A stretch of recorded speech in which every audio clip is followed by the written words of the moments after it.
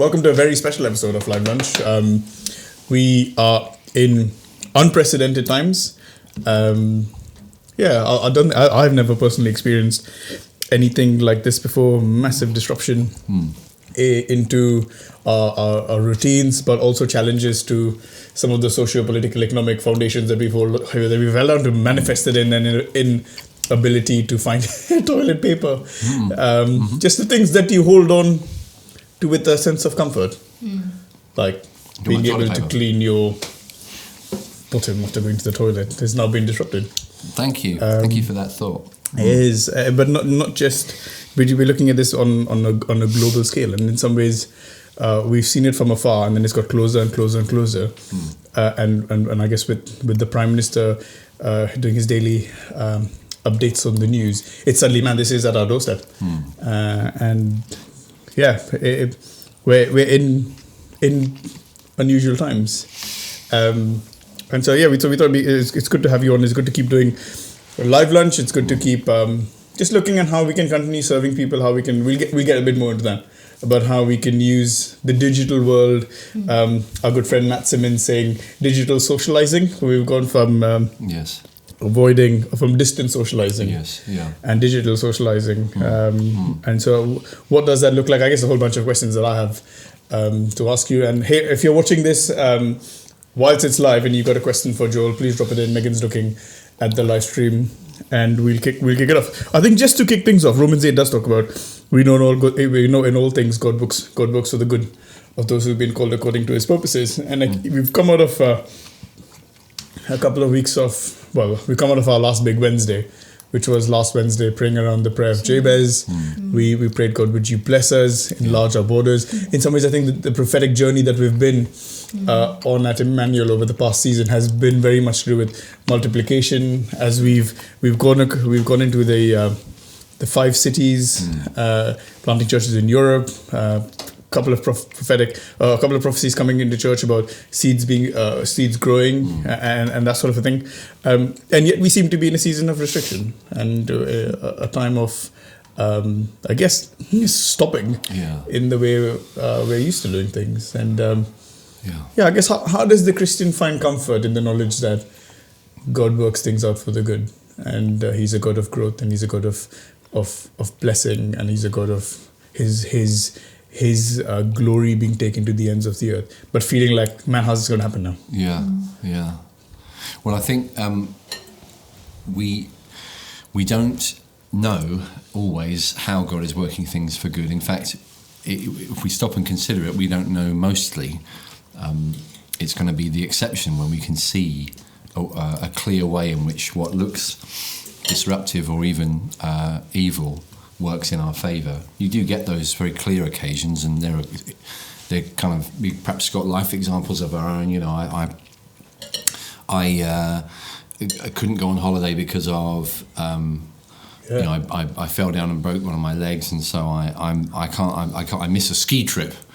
But then when the hospital checked my fracture, they discovered a tumour which they had to operate on. And if they hadn't seen it that week, then it would have been fake. It would have been terminal. Those kind of stories abound, and they're good examples of how you can say, yeah, God, you were working in that horrible situation you were working. A lot of situations you never get to see. That's the reality of living in this age, and we don't find out.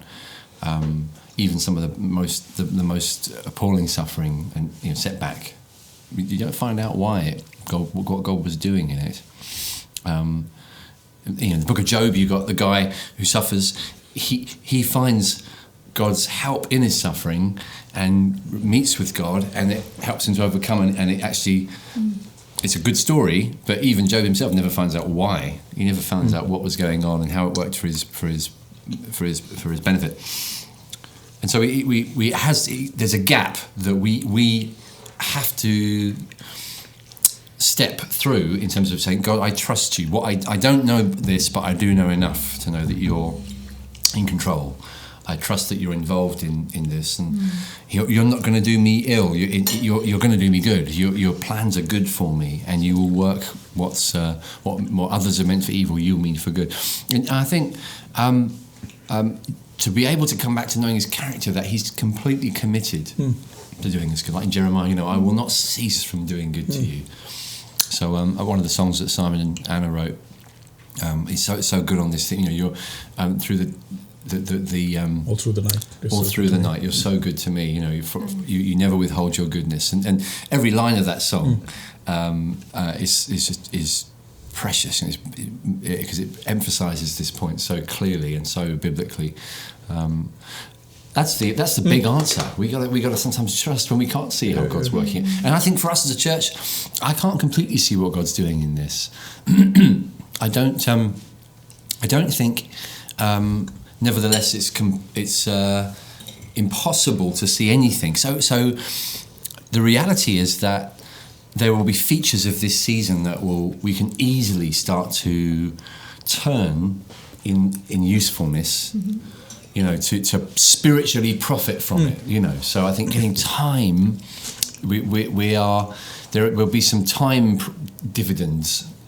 Although people are still doing their jobs, they're doing them differently, more people working from home, well, that's surely adding time to our calendars. Time. Flexibility, availability. Now that can be an opportunity for time wasting, an opportunity for the flesh, opportunity for temptation, to fall into things that we that we regret. It's also an opportunity for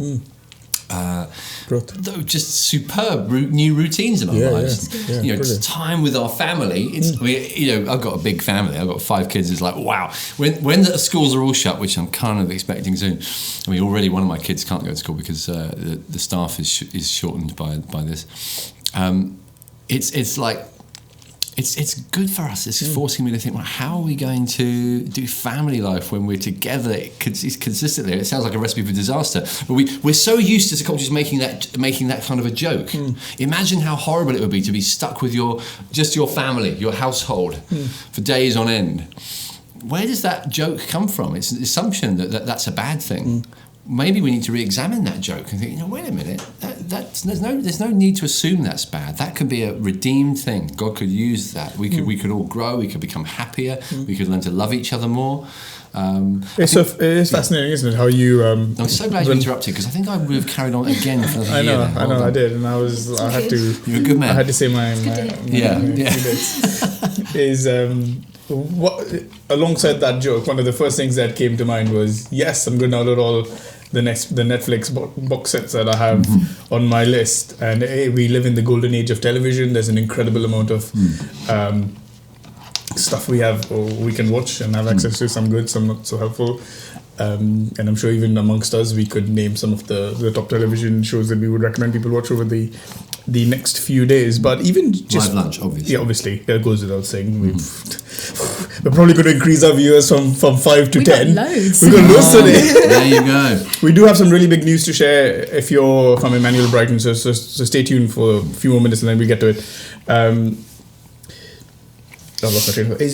We live in a time where in some ways our spiritual disciplines and our dependence on God can be so easily dulled and distracted by things that we have access to, comforts that we have access to. Instantly, at the push of a button, I have access to stuff that could distract me for the rest of my life if I committed myself to it. Yes. Again, not despising some of these good things, but I know at least for me there could be a propensity to overindulge in. I could do 3 hours or 4 hours of Netflix if I was left to myself. But almost just you could either view these next few weeks or months as, this is an opportunity to catch up on Netflix, or you could not waste this crisis and come out somebody who has just grown in his love for Jesus and grown in his dependence on him, grown in your prayer life, grown in your time of worship. And I was talking to one of our elders, Matt Davis, earlier today, and he said, almost ask yourself 3 questions over these next few weeks. How am I going to grow in my spiritual life, in my physical life, and in my mental life? And what are the things I'm going to put into place to grow in those areas? That at the end of this crisis period, which I don't know, we might never get this opportunity again. I say opportunity very, very carefully. Of just having to pause a lot of the things that we do, gain a lot more time maybe by not commuting and what have you. And how can I grow in my spiritual life? what are some of the disciplines I can put in? How much time can I spend praying? How much time can I spend reading my Bible and just growing it in the Word? That, again, that's extraordinary. The amount of good books that are out there. We'll drop the link in this description, but we are Emmanuel.com / I think it's recommended reading or reading has a huge list of very, very good books that we recommend if you want to get deeper in the understanding of scripture. My physical life, am I going to go on an early morning run? Amy and I were talking about the Bright Marathon and the 10K has been moved from April to September, so we've got a bit more time to train, do like some family exercise together, or just go and do stuff. And then in my mental life, how am I going to keep staying alert? Am I going to learn any new skills? There's so many, again, websites where you can just grow in your skills and learn new things. And so just kind of being ruthless with how we grow in these 3 areas. Yeah. That's my comment. Anything to add to that? I'm just really excited for, say, opportunity in this time. Obviously, it's sad, but it's particularly as someone who has been freelance for a while, it's like, what more can I do at this time? Like, what new skill can I learn? How can I connect with other people, not even just the ones I know and work with now, but like, enlarging the borders and like connect with people further afield. So, Cool. Just to change direction slightly, we've just announced on social that we are pausing all Emmanuel Sunday physical gathering services for the foreseeable future. Yeah. I'm guessing that wasn't an easy decision. I know you and the other executive team have been in long conversations over many days discussing at what point do you make that decision. Yes. And we're moving to having 2 digitally streamed, live streamed services online, and we'll drop a link to that over the next few days. So we're going to have so we're not gathering on a Sunday, and none of our sites are meeting on a Sunday, but we will have a live stream available, which will have preaching and which will have worship. Again, we're talking about what that looks like. We're going to have to plan really quickly and move really quickly. We've just come out of a meeting where these things have been told to us. We're not so sure about people gathering in small groups because, again, the recommendation seems to be don't even gather with family and friends if you can avoid it. And so avoid it as much as possible. So we've kind of gone from thinking, why don't you get together with your small group and watch this, to being like, oh man, we're doing this by ourselves. We're going to sit in our living rooms, tuning in on a Sunday with our family who we live with, or with whoever we share a house with. Tuning in to Sunday morning 10:30 and the 6 p.m. service. Is there anything you want to say about that? So we're looking at how to do church for this season when we can't do the normal methods, and it's going to be interesting. We're going to learn a lot. We'll probably have to tweak it as we go. I think the principles to keep before us are to maintain as we can all realistic opportunities for community. In terms of actual proximity, being with people in the flesh, the ways to do that are now incredibly diminished. We have for a season precious few opportunities to do that, and so it's using those opportunities wisely, thinking about how to do them responsibly, how to not put people at risk, but also how to particularly tilt it in favour of the most in need. And it's a strange irony. At a time when you're trying, the best way to serve some people will be to let them be isolated. But how else can we show love to people? How else can we show kindness? How can we do community when you can't do it the normal way? When you can't hug someone, you can't sit around with them for ages and laugh and chat and it's not going to be quite like that. But what can you do? And I think that's good. It's a bit like they say the really good chess players, they learn how to play chess without their queen. They go through lots and lots of games where they sacrifice their queen very early in the game. Chess with and, top but what it does is it forces the episode. Thanks, mate. Forces a chess master to lean into their other strengths, and by the time they've learned to win games without their queen.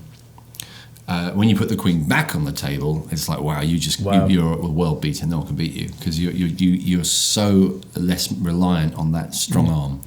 And I think we these seasons, maybe that's the way to utilize them. Think, okay, we can't do big Sundays, we can't do even small groups in the way we want to. Let's do everything else that we can to be community, to be in fellowship, to love one another. When we get back to being able to gather in large numbers, maybe by then we'll have some strengths about them. Some of our other muscles will be big and will be slightly less disproportionate as a community. We'll be a healthier church. I'm fascinated thinking through what is going to be different about society, about families, about marriages, about church. I think the opportunity is it will come out of this on many levels much healthier for many of us, obviously, and that's an opportunity. It's there for the taking. It won't just fall into our laps. We're going to have to fight for it, but it's there. And so I think just to say that's kind of behind our thinking.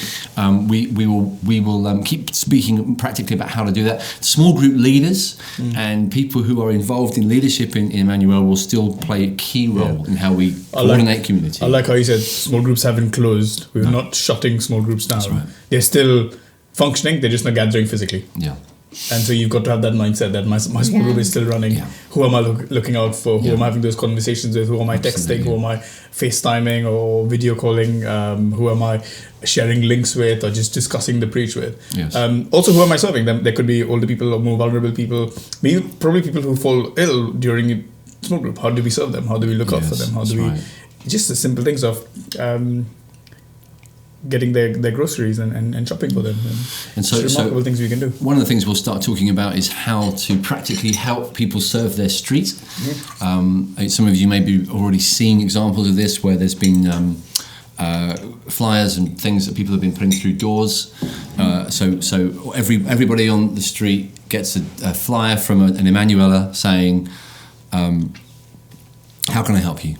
Call me back. I live at number X, and this is my number to call me on, or whatever's the best way. But yeah, just those methods, because there'll be some people for whom this is the issue. It's like there's no one near me who's looking out for me, and all my family live miles away, and we just think, wow, God has put us in our city for such a time as this. Brilliant. It's fascinating when the thought of not doing a Sunday service is scary on a personal level, because you feel like, man, sometimes I look forward to just getting through to Sunday. Like, yes, when I get to Sunday, that's it. I can just stop everything I do and be with other like-minded believers and then just worship and almost let the wave and the momentum of the Sunday service carry me on my journey. And now you said that Queen's gone. And now we've got to dig deep to find God in the everyday and to find those moments of connection with who He is and worship. That's it. Outside of being carried by Simon and Anna's incredible music. Yes. And we can still listen to their music, but when they lead us in worship, it's just tremendous. I think one of our friends, I remember Dave Holden, who's one of the New Frontiers leaders and a friend of ours. He said that when he was young, his experience of church life in the sort of 60s and 70s, before a lot of the things happened that we now live in the good of in terms of charismatic renewal and restoration of the church, a lot of things that we live in the good of. He said that what he was used to was church being really hard work, but full up of people who really knew Jesus. So people had their own relationship with God, and they had to, because church it didn't bring much to you. You went to church because you had to, but you didn't. Yeah, but if you dug deep in your own walk with God, you got to know Him. And he said it flipped in his lifetime. It got to the point where people expected Sundays to be their lifeline. They looked forward to the Sunday as the time to be with Jesus. But the rest of the week weren't digging that deep, perhaps as a result. And again, I think God may be using this to get us back to a more balanced diet. Brilliant. So good. You in the meeting earlier, you mentioned that we will be looking to send out regular devotions, maybe even daily devotions that go out to the whole church. So again, just that if you are part of Emmanuel, please make sure your communication settings are turned on so that you do get an email with just resource from the church. And if there's anyone you know in the church who doesn't seem to be in the loop, communication. This is absolutely critical. That people who are just not getting the texts for whatever reason, not getting the emails, just invite them, just help them to get in, help them to access and connect. We're going to have to work harder to stay connected over these next few weeks. So maybe some will find it difficult. Some who are technologically hopeless like me, will need help. Seeing the videos you produce, nobody would think that. No, that's right. Yeah, no. The videos I produce get compared with the Blair Witch Project, so I know that they're deficient. But Yohaan's here to help me, so I've got a Yohaan. You may need to be someone's Yohaan. I've helped you produce those. Who can you be Yohaan to? That's the question. That's another one-liner for Twitter. A couple more questions, if you can give me some good, punchy, pithy answers. I'll try. Yeah, so you do your best. Okay. Or just punchy. Yeah. Or pithy. For a lot of people, church, unchurched, new Christians who've been around for ages, a lot of our foundations are being stripped away. As I said earlier, social, economic, political, just things we took for granted are now being stripped away. We're being, in some ways, forced into isolation. Leads to a time of a lot of introspection, a lot of existential questions about who am I, what do I actually do, what's my role in all of this, how do I get through this, is there something bigger that I need to be connected into? People who hit that existential moment of crisis, where like, man, it's gone, what do I do now? All those questions, who am I? What would you say to them? Well,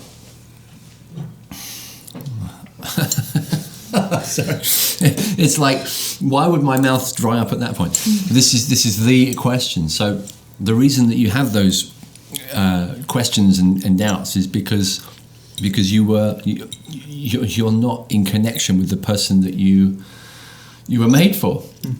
So I always say it like this, if you unplug a toaster from the wall or a Hoover from the wall, it's all you've got is just this thing that has no purpose, no meaning, because it's unplugged. You've got to find out what you are. You can try and use a toaster for something else. If you discovered a toaster where there's no electricity, you would think, well, what's it for? And you maybe make up a few things, try and keep books in it or something like that, or whatever. You could try stuff. You hit someone with it as a weapon. But when you plug it in, it's like, now I know what it's for. And that is what exactly how Jesus explains our predicament, that we've been disconnected by our own rebellion, our own decision to put ourselves at the center of the universe instead of the one who is at the center of the universe. We've cut ourselves off like a tree with branches that cut themselves away from the tree, like branches that said, no, I don't want to be part of this tree. I will be my own tree. I will be my own tree trunk. I will declare independence. What happens to that tree branch? It bears no fruit, it dies. By cutting itself off, it's dying. And that's humanity, that's all of us. We're constantly living in this place of slow spiritual death and quickening. It's coming faster. And the reality that we walk in spiritual darkness, maybe crises like this one wake people up to the reality of them and help them to see, I need meaning, I need answers in my life. I haven't got my normal routines, and what is this all about anyway? And the truth is, we need to do what Jesus says and abide in the vine, remain in the vine. We need to be branches that are connected with the source of life. We need to be drawn into him. And practically, what does that look like? It means that we actually give up on ourselves as the center of the universe. We're never that good at that anyway. We give up on our own sense of ourselves as the source of meaning to our lives. We give up on ourselves as the kind of attempt to try and make life meaningful, make life good. I'm not going to achieve all the things I think I should achieve. I'm never going to be as moral and righteous and pure and good looking or as amazing as those people are. I give up on that. And I say, Jesus, I need you. I need you to be my righteousness. I need you to be my everything, my life. And I start to see, actually, by doing that, as Jesus said, if you lose your life for my sake, you'll find it. If you try to keep your life, you'll lose it. So I come to him and say, look, I can't in myself make myself good enough for God. Only one person has ever been good enough for God, and that's Jesus himself. He did it for us, and I trust in him. And if you come across this video, maybe get in touch with the friend who shared this video clip. Maybe they are Christian and they could connect you into church life when it does start again, or drop us a message on the Emmanuel Instagram or Facebook, and we'd love to get back to you and serve you with really connecting into church life and finding Jesus. And for some people, church life is starting now. That's the thing to bear in mind. So that for some of you, this is the weird thing about this season. It's going to be the time when you discover Jesus and discover church. I reckon I'm praying that we're going to baptize hundreds of people who say it all started during coronavirus. Wow. That's imagine that. I just wander up and down this country. Who knows what God's going to be doing? Christianity does have a history of growing when there's pandemic. Absolutely. That's the story, and it's partly because of the love people show. And so church meetings are changed. Church is going to thrive. Yeah. Church is going to thrive because it's all about Jesus' presence with people and us loving one another. So good. Last question before our time comes to an end. What about those who are genuinely anxious about the future? There's so much uncertainty. Jobs are uncertain. Finances uncertain. I guess there's food stuff that could be uncertain. There's just potentially is quite an uncertain, scary time. Mm-hmm. And for people in your church, people who are looking in, who are worried and anxious and saying, "I don't know I'm going to get through this." No. I'm fearful. You as their pastor, what would you say to them? Yeah, I'd say that at the times when we think that we don't need help are the times when we're in real danger. So when everything is fine, when we've got the budget's looking good and we can see the money coming in, we can see it going, we can see everything fine, and health is fine, everything is fine.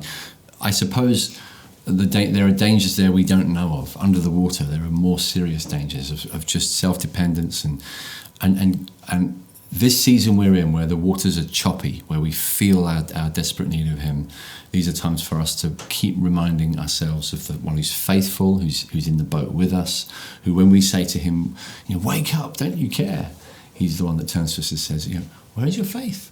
And learning to lean into His this beautiful song that Lou and Nathan recovered. Actually, it's a hymn, like a 19th century hymn, and Lou kind of retrieved it and did it in a new way, which with the chorus, "Lean hard on the everlasting arms," and just if you could just Google that song that Lou's done this version of, He lavishes grace as our burdens grow. It just goes on. Every line of this song is like it's like a waterfall of refreshing. Just liberty to fear and anxiety, and it's all true. It's scripture. All that Lou's done is take a hymn that was rooted in scripture and put it into a more contemporary style. But I would urge you to be reminded of His faithfulness through the seasons that we're in. He's helping us to remember our faithfulness. He is able to deliver us from. That it's interesting. Paul talks to Timothy about the God who is able to deliver us from the evil one, and he lists the different things that God delivers us from. But in reality, they're things that Paul still suffered. So Paul's aware that we go through suffering, but in some way, even in the midst of it, we're being delivered from it. That's an interesting verse, because one way to preach it is to think, well, therefore, a Christian should never be sick. A Christian should never go through times of trouble because they're a Christian. Paul doesn't say that at all. No, you will go through it, but God delivers you from it. So in the midst of it, there's a kind of deliverance from it, which means He's so with me in it that it changes the whole landscape. I'm going to lean on Him. I'm going to lean on Him, and I'm going to know Him in the storm. I'm going to know Him in the midst of this. And we're going to be learning to do that in a fresh way. Or I feel this last 24 hours I've been learning some things that I probably wouldn't have learned. Even stuff I've had to say sorry to people for in the last 24 hours, or stuff that I've had to kind of examine my own conscience about. I think that wasn't. It's like God's using this to just help me to trust Him more and lean on Him more and get grace more.